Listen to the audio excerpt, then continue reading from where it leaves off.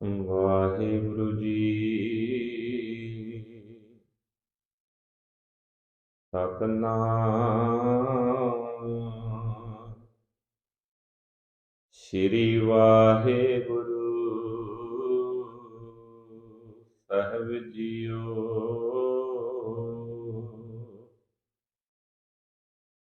ਬਾਣੀ ਗੁਰੂ ਗੁਰੂ ਹੈ ਬਾਣੀ, ਵਿੱਚ ਬਾਣੀ ਅੰਮ੍ਰਿਤ ਸਾਰੇ। ਗੁਰਬਾਣੀ ਕਹਿ ਸੇਵਕ ਜਨ ਮਾਨੈ, ਪਰਤਖ ਗੁਰੂ ਨਿਸਤਾਰੇ।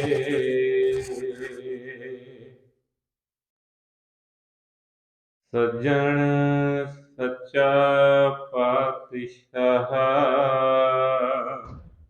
ਸਿਰ ਸਾਹਾਂ ਦੇ ਸਾਹੋ। ਜਿਸ ਪਾਸ ਬੈਠਿਆ ਸੋਹੀਐ, ਸਭਨਾ ਦਾ ਵਿਸਾਹੋ।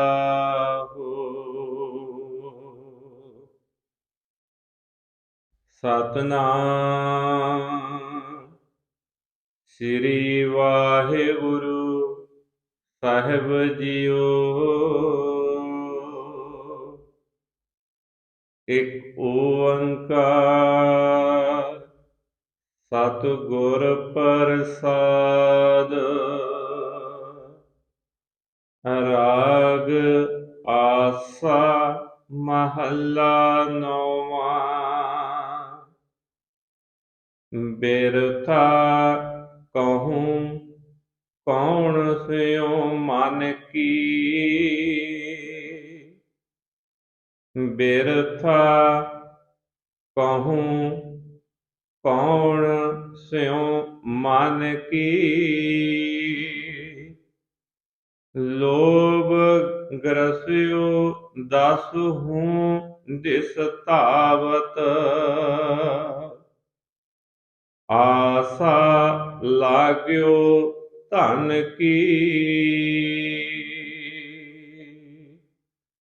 ਰਹਾਉ ਸੁਖ ਕੇ ਹੇਤ ਬਹੁਤ ਦੁਖ ਪਾਵਤ, ਸੇਵ ਕਰਤ ਜਨ ਜਨ ਕੀ। ਦੁਆਰੇ ਦੁਆਰ ਸੁਆਨ ਸਿਉ, ਡੋਲਤ ਨਹਿ ਸੁਧ ਰਾਮ ਭਜਨ ਕੀ। ਮਾਨਿਸ ਜਨਮ ਅਕਾਰਥ ਖੋਵਤ, ਲਾਜ ਨ ਲੋਕ ਹਸਨ ਕੀ। ਨਾਨਕ ਹਰ ਜਸ ਕਿਉ ਨਹੀਂ ਗਾਵਤ, ਕੁਮਤ ਬਿਨਸੈ ਤਨ ਕੀ। ਨਾਨਕ ਹਰ ਜਸ ਕਿਉ ਨਹੀਂ ਗਾਵਤ, ਕੁਮਤ ਬਿਨਸੈ ਤਨ ਕੀ। ਵਾਹਿਗੁਰੂ ਜੀ ਕਾ ਖਾਲਸਾ, ਵਾਹਿਗੁਰੂ ਜੀ ਕੀ ਫਤਿਹ। ਪਰਮ ਸਨਮਾਨਯੋਗ ਜੁਗੋ ਜੁਗ ਅਟਲ, ਚੌਰ ਸਤਰ ਤਖਤ ਦੇ ਮਾਲਿਕ, ਧੰਨ ਧੰਨ ਸਾਹਿਬ ਸ੍ਰੀ ਗੁਰੂ ਗ੍ਰੰਥ ਸਾਹਿਬ ਜੀ ਮਹਾਰਾਜ। ਉਹਨਾਂ ਦੀ ਪਵਿੱਤਰ ਹਜ਼ੂਰੀ ਅੰਦਰ ਸੁਭਾਏਮਾਨ ਗੁਰਮੁਖ ਪਿਆਰੇ ਸਤ ਸੰਗੀ ਜਨੋ, ਆਪਾਂ ਕਈ ਦਿਨਾਂ ਤੋਂ ਧੰਨ ਸ੍ਰੀ ਗੁਰੂ ਤੇਗ ਬਹਾਦਰ ਸਤਿਗੁਰਾਂ ਦੀ ਅੰਮ੍ਰਿਤਮਈ ਬਾਣੀ, ਜੋ ਸਤਿਗੁਰਾਂ ਦੇ 59 ਸ਼ਬਦ ਨੇ, ਉਹਨਾਂ ਦੀ ਵਿਚਾਰ ਲੜੀਵਾਰ ਕਰ ਰਹੇ ਹਾਂ। ਅੱਜ ਤੱਕ ਸਤਿਗੁਰਾਂ ਦੇ 9 ਸ਼ਬਦਾਂ ਦੀ ਵਿਚਾਰ ਆਪਾਂ ਨੇ ਕੀਤੀ ਹੈ। ਗੌੜੀ ਰਾਗ ਦੇ ਅੰਦਰ ਸਤਿਗੁਰਾਂ ਦੇ ਇਹ 9 ਸ਼ਬਦ ਸੀ। ਅੱਜ ਜੋ ਆਪ ਸਿੱਖ ਸੰਗਤਾਂ ਨੇ ਪਾਠ ਸਰਵਣ ਕੀਤਾ ਹੈ, ਆਸਾ ਰਾਗ ਦੇ ਅੰਦਰ ਗੁਰੂ ਤੇਗ ਬਹਾਦਰ ਸੱਚੇ ਪਾਤਸ਼ਾਹ ਦਾ ਇੱਕ ਹੀ ਇਹ ਸ਼ਬਦ ਹੈ। ਉਸ ਤੋਂ ਬਾਅਦ ਰਾਗ ਦੇਵ ਗੰਧਾਰੀ ਦੇ ਅੰਦਰ ਸਤਿਗੁਰਾਂ ਦੇ ਸ਼ਬਦ ਆਉਣਗੇ। ਅੱਜ ਜੋ ਗੁਰੂ ਤੇਗ ਬਹਾਦਰ ਸੱਚੇ ਪਾਤਸ਼ਾਹ ਜੀ ਇਸ ਸ਼ਬਦ ਦੇ ਅੰਦਰ, ਆਸਾ ਰਾਗ ਦੇ ਅੰਦਰ ਜੋ ਸ਼ਬਦ ਹੈ, ਕਿਉਂ ਜਿੱਥੇ ਵੀ ਜਦੋਂ ਗੁਰੂ ਅਰਜਨ ਦੇਵ ਪਾਤਸ਼ਾਹ ਜੀ ਨੇ ਗੁਰੂ ਗ੍ਰੰਥ ਸਾਹਿਬ ਜੀ ਦੀ ਸੰਪਾਦਨਾ ਕੀਤੀ, ਜਦੋਂ ਵੀ ਗੁਰੂਆਂ ਦੀ ਬਾਣੀ ਆਰੰਭ ਹੁੰਦੀ ਹੈ ਜਾਂ ਭਗਤਾਂ ਦੀ ਬਾਣੀ ਆਰੰਭ ਹੁੰਦੀ ਹੈ, ਉਸ ਤੋਂ ਪਹਿਲਾਂ ਮੰਗਲਾਚਰਨ ਦਰਜ ਕੀਤਾ ਹੈ। ਇੱਥੇ ਵੀ ਅੱਜ ਸਤਿਗੁਰਾਂ ਨੇ, ਗੁਰੂ ਅਰਜਨ ਦੇਵ ਪਾਤਸ਼ਾਹ ਜੀ ਨੇ ਮੰਗਲਾਚਰਨ ਦਰਜ ਕੀਤਾ ਹੈ। ਕਿਉਂ? ਇੱਕ ਓੰਕਾਰ ਸਤਿਗੁਰ ਪ੍ਰਸਾਦ। ਅਰਥ ਭਾਵੇਂ ਆਪਾਂ ਸਾਰੇ ਜਾਣਦੇ ਹਾਂ। ਜਦੋਂ ਸ਼ਬਦ ਦੀ ਵਿਚਾਰ ਆਉਂਦੀ ਹੈ ਤੇ ਸ਼ਬਦ ਦੀ ਵਿਚਾਰ ਦੇ ਨਾਲ ਅਰਥ ਕਰਨੇ ਅਤ ਲਾਜ਼ਮੀ ਨੇ। ਕਿਉਂ? ਸਤਿਗੁਰਾਂ ਦਾ ਬਚਨ ਹੈ ਇੱਕ ਓੰਕਾਰ। ਇੱਕ ਓੰਕਾਰ ਦਾ ਅਰਥ ਹੈ ਪਰਮਾਤਮਾ ਇੱਕ ਹੈ। ਸਤਿਗੁਰ ਪ੍ਰਸਾਦ। ਪ੍ਰਸਾਦ ਦਾ ਅਖਰੀ ਅਰਥ ਹੈ ਕਿਰਪਾ, ਰਹਿਮਤ, ਬਖਸ਼ਿਸ਼। ਪਰਮਾਤਮਾ ਅਕਾਲ ਪੁਰਖ ਇੱਕ ਹੈ, ਉਹ ਸਦਾ ਸੱਚ ਹੈ। ਕਿਉਂ? ਸਤਿਗੁਰ ਦਾ ਅਖਰੀ ਅਰਥ ਬਣਦਾ ਹੈ ਉਹ ਸਦਾ ਸੱਚ ਹੈ। ਉਹ ਪ੍ਰਭੂ ਪਰਮਾਤਮਾ ਜਿਹੜਾ ਹੈ ਉਹ ਸਤਿਗੁਰੂ ਦੀ ਰਹਿਮਤ ਦੇ ਨਾਲ ਮਿਲਦਾ ਹੈ, ਕਿਰਪਾ ਦੇ ਨਾਲ ਪ੍ਰਾਪਤ ਹੁੰਦਾ ਹੈ। ਇੱਕ ਓੰਕਾਰ ਸਤਿਗੁਰ ਪ੍ਰਸਾਦ ਭਾਵ ਪਰਮਾਤਮਾ ਇੱਕ ਹੈ। ਉਹ ਪਰਮਾਤਮਾ ਅਕਾਲ ਪੁਰਖ ਵਾਹਿਗੁਰੂ ਦੀ ਕਿਰਪਾ ਦੇ ਨਾਲ ਮਿਲਦਾ ਹੈ। ਅੱਗੇ ਫਿਰ ਸਤਿਗੁਰੂ ਜੀ ਬਚਨ ਕਰਦੇ ਨੇ, ਰਾਗ ਆਸਾ। ਇਹ ਸ਼ਬਦ ਜੋ ਆਸਾ ਰਾਗ ਦੇ ਅੰਦਰ ਦਰਜ ਹੈ, ਮਹੱਲਾ 9ਵਾਂ। 9ਵੇਂ ਗੁਰੂ ਤੇਗ ਬਹਾਦਰ ਸੱਚੇ ਪਾਤਸ਼ਾਹ ਜੀ ਦੀ ਮੁਬਾਰਕ ਰਸਨਾ ਤੋਂ ਉਚਾਰਨ ਕੀਤਾ ਹੋਇਆ ਇਹ ਸ਼ਬਦ ਹੈ। ਕਿਉਂ? ਗੁਰੂ ਤੇਗ ਬਹਾਦਰ ਪਾਤਸ਼ਾਹ ਜੀ ਨਿਮਰਤਾ ਦੇ ਪੁੰਜ, ਹਿੰਦ ਦੀ ਚਾਦਰ। ਮੈਂ ਇੱਕ ਸਾਖੀ ਆਪ ਜੀ ਨੂੰ ਇਸ ਸ਼ਬਦ ਦੀ ਵਿਚਾਰ ਆਰੰਭ ਤੋਂ ਪਹਿਲਾਂ ਸਰਵਣ ਕਰਾਵਾਂ। ਜਦੋਂ ਗੁਰੂ ਤੇਗ ਬਹਾਦਰ ਸੱਚੇ ਪਾਤਸ਼ਾਹ ਜੀ ਅਸਾਮ ਵੱਲ ਜਾਂਦੇ ਨੇ, ਪਰਿਵਾਰ ਨਾਲ ਹੈ, ਪਰਿਵਾਰ ਨੂੰ ਪਟਨਾ ਸਾਹਿਬ ਦੀ ਧਰਤੀ ਤੇ ਛੱਡ ਕੇ ਜਾਂਦੇ ਨੇ। ਉਸ ਟਾਈਮ ਤੇ ਜਦੋਂ ਜਾਂਦੇ ਨੇ, ਕਹਿੰਦੇ ਸਤਿਗੁਰਾਂ ਦਾ ਇੱਕ ਸਿੱਖ ਬਿਹਾਰ ਦੇ ਇੱਕ ਨਗਰ ਦੇ ਵਿੱਚ, ਜਿਸ ਨੂੰ ਸਹਰਸਾ ਨਗਰ ਕਹਿੰਦੇ ਨੇ, ਉੱਥੇ ਰਹਿੰਦਾ ਸੀ। ਕਹਿੰਦੇ ਉਹ ਹੁੰਡੀ ਇਕੱਠੀ ਕਰਕੇ ਆਨੰਦਪੁਰ ਸਾਹਿਬ ਭੇਜਦਾ ਹੁੰਦਾ ਸੀ। ਹੁੰਡੀ ਦਾ ਭਾਵ ਹੈ ਮਾਇਆ ਇਕੱਠੀ ਕਰਨੀ, ਗੁਰਾਹੀ ਕਰਨੀ ਸੇਵਾ ਦੀ, ਉਹ ਇਕੱਠੀ ਕਰਕੇ ਆਨੰਦਪੁਰ ਭੇਜਦਾ ਹੁੰਦਾ ਸੀ। ਕਹਿੰਦੇ ਇੱਕ ਦਿਨ ਕੀ ਹੋਇਆ, ਦੇਖੋ ਹੁਣ ਮਨ ਦੇ ਵਿੱਚ ਗੁਰੂ ਦੇ ਪ੍ਰਤੀ ਸ਼ਰਧਾ ਹੈ, ਕਦੇ ਆਨੰਦਪੁਰ ਆਇਆ ਨਹੀਂ, ਗੁਰੂ ਤੇਗ ਬਹਾਦਰ ਸੱਚੇ ਪਾਤਸ਼ਾਹ ਦੇ ਕਦੇ ਦਰਸ਼ਨ ਨਹੀਂ ਕੀਤੇ, ਪਰ ਮਨ ਦੇ ਵਿੱਚ ਇੰਨੀ ਤਾਂਘ ਹੈ ਵੀ ਮੇਰੇ ਘਰ ਗੁਰੂ ਤੇਗ ਬਹਾਦਰ ਸੱਚੇ ਪਾਤਸ਼ਾਹ ਜੀ ਇੱਕ ਦਿਨ ਜ਼ਰੂਰ ਆਉਣਗੇ। ਇਤਿਹਾਸ ਦੇ ਵਿੱਚ ਉਸ ਸਿੱਖ ਦਾ ਨਾਮ ਆਇਆ ਹੈ ਭਾਈ ਫੱਗੂ। ਕਹਿੰਦੇ ਉਹਨੂੰ ਪਿਆਰ ਦੇ ਨਾਲ ਚਾਚਾ ਫੱਗੂ ਵੀ ਕਹਿੰਦੇ ਸੀ ਪਿੰਡ ਦੇ ਲੋਕ। ਕਹਿੰਦੇ ਉਹਨੇ ਆਪਣਾ ਘਰ ਬਣਵਾਇਆ, ਘਰ ਦਾ ਦਰਵਾਜ਼ਾ ਕਹਿੰਦੇ ਬੜਾ ਉੱਚਾ ਰੱਖਿਆ।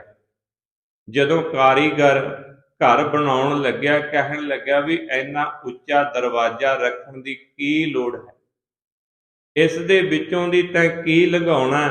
ਕਹਿਣ ਲੱਗਿਆ ਮੇਰਾ ਸੱਚਾ ਪਾਤਸ਼ਾਹ ਗੁਰੂ ਤੇਗ ਬਹਾਦਰ ਪਾਤਸ਼ਾਹ ਮੇਰੇ ਘਰ ਆਊਗਾ, ਉਹ ਘੋੜੇ ਤੇ ਸਵਾਰ ਹੋ ਕੇ ਆਊ।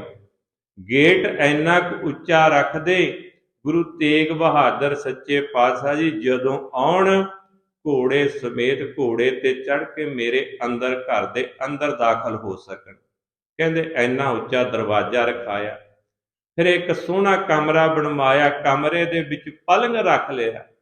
ਹੁਣ ਪਲੰਗ ਦੇ ਕੋਲ ਬੈਠ ਕੇ ਸਤਿਗੁਰਾਂ ਨੂੰ ਰੋਜ਼ ਯਾਦ ਕਰਦਾ ਤੇ ਨਾਲੇ ਪਿੰਡ ਦੇ ਵਿੱਚੋਂ ਹੁੰਡੀ ਇਕੱਠੀ ਕਰਦਾ ਰਹਿੰਦਾ, ਕਮਾਈ ਕਰਦਾ, ਕਿਰਤ ਕਰਦਾ ਤੇ ਨਾਲੇ ਗੁਰੂ ਦੀ ਸੇਵਾ ਕਰਦਾ। ਜਦੋਂ ਗੁਰੂ ਤੇਗ ਬਹਾਦਰ ਪਾਤਸ਼ਾਹ ਜੀ ਉਸ ਇਲਾਕੇ ਦੇ ਵਿੱਚ ਪਹੁੰਚੇ, ਕਹਿੰਦੇ ਸਤਿਗੁਰੂ ਸੰਗਤਾਂ ਦੇ ਨਾਲ ਘੋੜੇ ਤੇ ਸਵਾਰ ਹੋ ਕੇ ਕਹਿਣ ਲੱਗੇ ਵੀ ਇੱਕ ਇੱਥੇ ਨੇੜੇ ਨਗਰ ਹੈ ਸਹਰਸਾ, ਉੱਥੇ ਸਾਡਾ ਇੱਕ ਸਿੱਖ ਰਹਿੰਦਾ। ਕਹਿੰਦੇ ਗੁਰੂ ਤੇਗ ਬਹਾਦਰ ਸੱਚੇ ਪਾਤਸ਼ਾਹ ਜੀ ਜਦੋਂ ਸਹਰਸਾ ਪਹੁੰਚੇ, ਸਿੱਖ ਦੇ ਘਰ ਭਾਈ ਫੱਗੂ ਦੇ ਘਰ ਘੋੜੇ ਤੇ ਚੜੇ ਚੜਾਏ, ਕਹਿੰਦੇ ਗੇਟ ਵਿੱਚ ਦੀ ਦਾਖਲ ਹੋ ਗਏ। ਭਾਈ ਫੱਗੂ ਪਲੰਗ ਦੇ ਕੋਲੇ ਬੈਠਾ ਉੱਥੇ ਸਤਿਗੁਰਾਂ ਨੂੰ ਯਾਦ ਕਰ ਰਿਹਾ ਹੈ, ਨਾਮ ਜਪ ਰਿਹਾ ਹੈ। ਕਹਿੰਦੇ ਸਿੱਖਾਂ ਨੇ ਦੱਸਿਆ ਵੀ ਤੇਰੇ ਘਰ ਗੁਰੂ ਤੇਗ ਬਹਾਦਰ ਪਾਤਸ਼ਾਹ ਆਏ ਨੇ। ਪਲੰਗ ਦੇ ਕੋਲੋਂ ਯਕਦਮ ਉੱਠਿਆ, ਦੇਖਦਾ ਪਹਿਲਾਂ ਕਦੇ ਦਰਸ਼ਨ ਨਹੀਂ ਸੀ ਕੀਤੇ ਵੀ ਸੱਚਮੁੱਚ ਗੁਰੂ ਤੇਗ ਬਹਾਦਰ ਮੇਰੇ ਘਰ ਆਏ ਨੇ।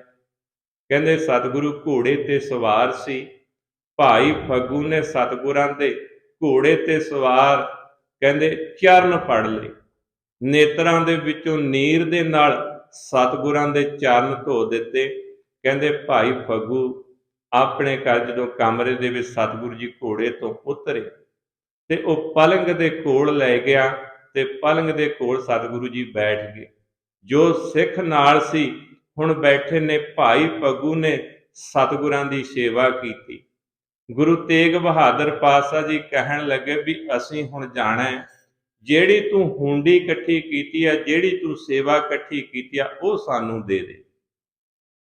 ਤੇ ਜਦੋਂ ਸੇਵਾ ਸੀ ਜਿਹੜੀ ਹੁੰਡੀ ਉਹ ਇਕੱਠੀ ਕੀਤੀ ਹੋਈ ਸੀ, ਨਗਰ ਦੇ ਵਿੱਚੋਂ ਜਿਹੜੀ ਸੇਵਾ ਇਕੱਠੀ ਕਰਦਾ ਸੀ, ਉਹ ਕਹਿੰਦੇ ਸਤਿਗੁਰੂ ਗੁਰੂ ਤੇਗ ਬਹਾਦਰ ਪਾਤਸ਼ਾਹ ਨੂੰ ਫੜਾ ਦਿੱਤੀ। ਜਦੋਂ ਫੜਾਈ, ਗੁਰੂ ਤੇਗ ਬਹਾਦਰ ਪਾਤਸ਼ਾਹ ਜੀ ਕਹਿਣ ਲੱਗੇ ਵੀ ਜਿੰਨੀ ਵੀ ਤੂੰ ਇਕੱਠੀ ਕੀਤੀ ਆ ਸਾਰੀ ਦੀ ਸਾਰੀ ਸਾਨੂੰ ਦੇ ਦੇ। ਕਹਿੰਦੇ ਭਾਈ ਫੱਗੂ ਕਹਿਣ ਲੱਗਿਆ ਵੀ ਜਿੰਨੀ ਹੈ ਸੀ ਉਹ ਮੈਂ ਤੁਹਾਨੂੰ ਦੇ ਦਿੱਤੀ ਹੈ, ਹੁਣ ਮੇਰੇ ਕੋਲੇ ਕੁਝ ਨਹੀਂ। ਕਹਿੰਦੇ ਸਤਿਗੁਰੂ ਤੇਗ ਬਹਾਦਰ ਪਾਤਸ਼ਾਹ ਜੀ ਕਹਿੰਦੇ ਨਹੀਂ, ਸੋਚ ਲੈ, ਅਜੇ ਵੀ ਤੇਰੇ ਕੋਲੇ ਰਹਿੰਦੀ ਹੈ ਸਾਡੀ ਸੇਵਾ, ਜੋ ਕਾਰ ਸੇਵਾ ਤੂੰ ਇਕੱਠੀ ਕਰਦਾ। ਕਹਿਣ ਲੱਗਿਆ ਜੀ ਜੋ ਸੀ ਮੈਂ ਦੇਤੀ। ਫਿਰ ਕਹਿੰਦੇ ਗੁਰੂ ਤੇਗ ਬਹਾਦਰ ਪਾਤਸ਼ਾਹ ਨੇ ਕਿਹਾ ਭਾਈ ਫੱਗੂ ਦੇ ਘਰ ਇੱਕ ਬੇਰੀ ਖੜੀ ਸੀ। ਕਹਿੰਦੇ ਜਿਹੜੀ ਇਹ ਬੇਰੀ ਹੈ ਵੀ ਇਹਦੀ ਤੂੰ ਕਹਾਣੀ ਹੈ, ਜਿਹੜੀ ਹਿਸਟਰੀ ਆ ਉਹ ਸੁਣਾ, ਇਹ ਵੀ ਤੈਨੂੰ ਹੁੰਡੀ ਦੇ ਵਿੱਚ ਮਿਲੀ ਹੋਈ ਆ, ਇਹ ਵੀ ਸੇਵਾ ਦੇ ਵਿੱਚ ਮਿਲੀ ਹੋਈ ਹੈ। ਕਹਿੰਦੇ ਭਾਈ ਫੱਗੂ ਉੱਥੇ ਜਿੰਨੀਆਂ ਵੀ ਫਿਰ ਨਗਰ ਦੀਆਂ ਸੰਗਤਾਂ ਇਕੱਠੀਆਂ ਹੋ ਗਈਆਂ, ਜਿੰਨੇ ਵੀ ਸਿੱਖ ਸਤਿਗੁਰਾਂ ਦੇ ਸੀ ਉੱਥੇ ਬੈਠੇ, ਸਾਰਿਆਂ ਨੂੰ ਫਿਰ ਉਹਨੇ ਇਹ ਵਿਥਿਆ ਦੱਸੀ। ਕਹਿਣ ਲੱਗਿਆ ਵੀ ਜਦੋਂ ਵੀ ਮੈਂ ਪਿੰਡ ਦੇ ਵਿੱਚ ਹੁੰਡੀ ਇਕੱਠੀ ਕਰਨ ਜਾਂਦਾ ਸੀ, ਕਹਿੰਦੇ ਇੱਕ ਦਿਨ ਮੈਂ ਹੁੰਡੀ ਇਕੱਠੀ ਕਰਨ ਗਿਆ, ਇੱਕ ਮਾਈ ਘਰ ਦੇ ਵਿੱਚ ਸੀ ਤੇ ਜਦੋਂ ਮੈਂ ਆਵਾਜ਼ ਦਿੱਤੀ ਵੀ ਗੁਰੂ ਦੀ ਹੁੰਡੀ, ਗੁਰੂ ਦੀ ਸਾਰ ਸੇਵਾ, ਗੁਰੂ ਦੀ ਭੇਟਾ ਮੈਨੂੰ ਦੇਵੋ, ਕਹਿੰਦੇ ਮਾਈ ਬੜੀ ਗੁੱਸੇ ਦੇ ਵਿੱਚ ਸੀ, ਵਿਹੜੇ ਦੇ ਵਿੱਚ ਝਾੜੂ ਮਾਰ ਰਹੀ ਸੀ। ਕਹਿਣ ਲੱਗੀ ਵੀ ਘਰ ਵਾਲਾ ਘਰੇ ਨਹੀਂ, ਤੂੰ ਫੇਰ ਲੈ ਜੀ। ਕਹਿੰਦੇ ਭਾਈ ਫੱਗੂ ਕਹਿੰਦਾ ਮੈਂ ਕਿਹਾ ਵੀ ਕੋਈ ਗੱਲ ਨਹੀਂ, ਫੇਰ ਮੇਰੇ ਤੋਂ ਆਇਆ ਨਹੀਂ ਜਾਣਾ, ਜੋ ਵੀ ਹੈ ਉਹ ਮੈਨੂੰ ਦੇ ਦਿਓ। ਕਹਿੰਦੇ ਮਾਈ ਨੇ ਫੇਰ ਦੁਬਾਰਾ ਕਿਹਾ ਵੀ ਕੋਈ ਗੱਲ ਨਹੀਂ, ਤੂੰ ਫੇਰ ਲੈ ਜੀ, ਅਜੇ ਘਰ ਦੇ ਵਿੱਚ ਕੁਛ ਨਹੀਂ। ਕਹਿੰਦੇ ਭਾਈ ਫੱਗੂ ਕਹਿੰਦਾ ਵੀ ਫੇਰ ਮੈਂ ਮਾਈ ਨੂੰ ਕਿਹਾ ਵੀ ਜੋ ਹੈ ਥੋੜਾ ਬਹੁਤ ਜੋ ਤੁਸੀਂ ਦੇਣਾ ਉਹ ਦੇ ਦਿਓ, ਫੇਰ ਮੇਰੇ ਤੋਂ ਆਇਆ ਨਹੀਂ ਜਾਣਾ। ਕਹਿੰਦੇ ਮਾਈ ਗੁੱਸੇ ਦੇ ਵਿੱਚ ਆਈ, ਜਿਹੜਾ ਝਾੜੂ ਮਾਰਦੀ ਨੇ ਕੂੜਾ ਇਕੱਠਾ ਕੀਤਾ ਸੀ, ਕਹਿੰਦੇ ਉਹ ਕੂੜਾ ਇਕੱਠਾ ਕਰਕੇ ਭਾਈ ਫੱਗੂ ਦੀ ਝੋਲੀ ਦੇ ਵਿੱਚ ਪਾ ਦਿੱਤਾ। ਹੁਣ ਭਾਈ ਫੱਗੂ ਸਰਦਾਵਾਨ ਸਿੱਖ ਸੀ, ਕਹਿੰਦੇ ਭਾਈ ਫੱਗੂ ਉਹ ਕੂੜਾ ਸੀ ਜਿਹੜਾ ਨਾਲ ਲੈ ਕੇ ਆਪਣੇ ਘਰ ਦੇ ਵਿੱਚ ਆ ਗਿਆ। ਹੁਣ ਕੂੜੇ ਨੂੰ ਸਾਨਣੇ ਦੇ ਨਾਲ ਸਾਣਿਆ, ਕਹਿੰਦੇ ਜਦੋਂ ਸਾਣਿਆ ਸੋਚਿਆ ਵੀ ਇਹਦੇ ਵਿੱਚੋਂ ਕੋਈ ਟਕਾ ਨਿਕਲ ਆਊ, ਕੋਈ ਸੇਵਾ ਨਿਕਲ ਆਊ, ਕਹਿੰਦੇ ਉਹਦੇ ਵਿੱਚੋਂ ਇੱਕ ਗਿਟਕ ਨਿਕਲੀ ਬੇਰੀ ਦੀ। ਭਾਈ ਫੱਗੂ ਹੁਣ ਸੁਣਾ ਰਿਹਾ, ਨਗਰ ਦੀਆਂ ਸੰਗਤਾਂ ਬੈਠੀਆਂ ਨੇ, ਗੁਰੂ ਕੇ ਸਿੱਖ ਬੈਠੇ ਨੇ, ਗੁਰੂ ਤੇਗ ਬਹਾਦਰ ਪਾਤਸ਼ਾਹ ਜੀ ਬੈਠੇ ਨੇ। ਕਹਿੰਦਾ ਉਹ ਗਿਟਕ ਜਿਹੜੀ ਨਿਕਲੀ ਸੀ ਉਹ ਮੈਂ ਆਪਣੇ ਘਰ ਦੇ ਇੱਕ ਕਿਨਾਰੇ ਦੇ ਵਿੱਚ ਦੱਬ ਦਿੱਤੀ, ਉਹ ਹਰੀ ਹੋ ਗਈ। ਇਹ ਉਹ ਬੇਰੀ ਹੈ, ਇਹ ਬੇਰੀ ਨੂੰ ਬੇਰ ਲੱਗੇ ਨੇ। ਕਹਿੰਦੇ ਬੇਰ ਤੋੜ ਕੇ ਗੁਰੂ ਤੇਗ ਬਹਾਦਰ ਸਾਹਿਬ ਦੇ ਚਰਨਾਂ ਵਿੱਚ ਭੇਟ ਕੀਤੇ ਭਾਈ ਫੱਗੂ। ਆਪਾਂ ਵਿਚਾਰ ਕਰ ਰਹੇ ਹਾਂ ਵੀ ਗੁਰੂ ਨੂੰ ਯਾਦ ਕਰੇ ਜਾਂ ਗੁਰੂ ਨੂੰ ਜੋ ਅਸੀਂ ਭੇਟਾ ਦੇ ਸਕੀਏ ਉਹ ਕਬੂਲ ਹੈ। ਗੁਰੂ ਤੇਗ ਬਹਾਦਰ ਪਾਤਸ਼ਾਹ ਜੀ ਕਿਰਪਾਲੂ ਨੇ, ਦਿਆਲੂ ਨੇ, ਪਰ ਕੋਈ ਸ਼ਰਧਾਵਾਨ ਸਿੱਖ ਹੋਵੇ ਭਾਈ ਫੱਗੂ ਦੀ ਤਰ੍ਹਾਂ। ਦੇਖੋ ਭਾਈ ਫੱਗੂ ਨੂੰ ਪਿਆਰ ਸੀ ਸਤਿਗੁਰਾਂ ਦੇ ਨਾਲ, ਸ਼ਰਧਾ ਭਾਵਨਾ ਸੀ ਵੀ ਇੱਕ ਦਿਨ ਜ਼ਰੂਰ ਆਉਣਗੇ। ਆਪਣੇ ਘਰ ਦਾ ਬੂਹਾ ਵੀ ਵੱਡਾ ਰਖਾਇਆ, ਕਮਰਾ ਵੀ ਬਣਾਇਆ, ਪਲੰਗ ਰੱਖ ਕੇ ਹੁਣ ਉੱਥੇ ਰੋਜ਼ ਯਾਦ ਕਰਦਾ। ਗੁਰੂ ਤੇਗ ਬਹਾਦਰ ਪਾਤਸ਼ਾਹ ਜੀ ਪਹੁੰਚੇ ਤੇ ਜਿਹੜਾ ਇਤਿਹਾਸ ਦੇ ਵਿੱਚ ਜ਼ਿਕਰ ਆ ਵੀ ਉਹ ਬੇਰੀ ਸੀ ਜਿਹੜੀ ਭਾਈ ਫੱਗੂ ਨੂੰ ਕਾਰ ਸੇਵਾ ਦੇ ਵਿੱਚ ਇੱਕ ਗਿਟਕ ਮਿਲੀ ਸੀ, ਜਿਹੜੀ ਮਾਈ ਨੇ ਕੂੜਾ ਚੁੱਕ ਕੇ ਭਾਈ ਫੱਗੂ ਦੀ ਝੋਲੀ ਦੇ ਵਿੱਚ ਪਾ ਦਿੱਤਾ। ਇਹ ਇਤਿਹਾਸ ਫਿਰ ਸਿੱਖਾਂ ਨੂੰ, ਪਿੰਡ ਦੇ ਜਿਹੜੇ ਲੋਕ ਸੰਗਤਾਂ ਸੀ ਉਹਨਾਂ ਨੂੰ ਸੁਣਾਇਆ। ਗੁਰੂ ਤੇਗ ਬਹਾਦਰ ਪਾਤਸ਼ਾਹ ਜੀ ਬੜੇ ਖੁਸ਼ ਹੋਏ। ਮੇਰੇ ਕਹਿਣ ਤੋਂ ਭਾਵ ਸਤਿਗੁਰੂ ਸਭ ਕੁਝ ਕਰ ਸਕਦਾ ਹੈ, ਪਰ ਸਾਡੀ ਸਰਧਾ ਤੇ ਭਾਵਨਾ ਹੋਣੀ ਚਾਹੀਦੀ ਹੈ, ਗੁਰੂ ਦੇ ਉੱਪਰ ਭਰੋਸਾ ਹੋਣਾ ਚਾਹੀਦਾ ਹੈ। ਇਹੀ ਅਰਦਾਸ ਕਰੀਏ, ਸਤਿਗੁਰੂ ਤੇਰੇ ਤੇ ਸਾਡਾ ਭਰੋਸਾ ਬਣ ਜਾਵੇ, ਤੇਰੇ ਤੇ ਸਰਧਾ ਵੱਜ ਜਾਵੇ। ਸਭ ਕੁਝ ਗੁਰੂ ਦਾਤਾ ਦੇਣ ਵਾਲਾ ਸਮਰੱਥ ਹੈ। ਅੱਜ ਜੋ ਸਤਿਗੁਰਾਂ ਨੇ ਬਚਨ ਉਚਾਰਨ ਕੀਤੇ ਨੇ ਇਸ ਸ਼ਲੋਕ ਦੇ ਵਿੱਚ, ਜੋ ਸਤਿਗੁਰੂ ਜੀ ਸਮਝਾਉਂਦੇ ਨੇ, ਰਾਗ ਆਸਾ ਮਹੱਲਾ ਨੌਵਾਂ।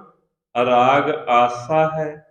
ਨੌਵੇਂ ਪਾਤਸ਼ਾਹ ਗੁਰੂ ਤੇਗ ਬਹਾਦਰ ਸੱਚੇ ਪਾਤਸ਼ਾਹ ਜੀ ਦੀ ਮੁਬਾਰਕ ਰਸਨਾ ਤੋਂ ਇਹ ਸ਼ਬਦ ਉਚਾਰਨ ਕੀਤਾ ਹੋਇਆ ਹੈ। ਇੱਕੋ ਹੀ ਸ਼ਬਦ ਹੈ ਆਸਾ ਰਾਗ ਦੇ ਅੰਦਰ ਸਤਿਗੁਰਾਂ ਦਾ। ਬਿਰਥਾ ਕਹੂੰ ਕੌਣ ਸਿਉ ਮਨ ਕੀ।